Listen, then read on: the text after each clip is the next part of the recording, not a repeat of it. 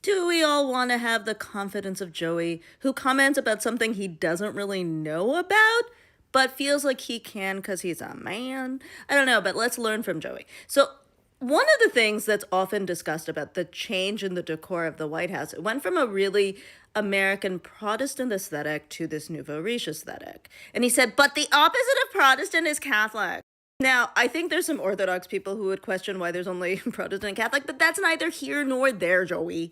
What I'd like to bring up to everybody who isn't Joey is the reason that a lot of people call this a Protestant aesthetic is because it really comes out of this idea that our nation was built by white Anglo-Saxon Protestants, and so they define what old money looks like. I understand that our nation, in fact, was built largely by enslaved people, but that is sort of their belief, right? They are defining what is class here. In that definition, it is stuff that is restrained. It is stuff that you've collected over generations. It is basically the visual of generational wealth. And so, to be wealthy in the United States and define that wealth, you often mimic that. You didn't have to be Protestant to do it. So, the Kennedy.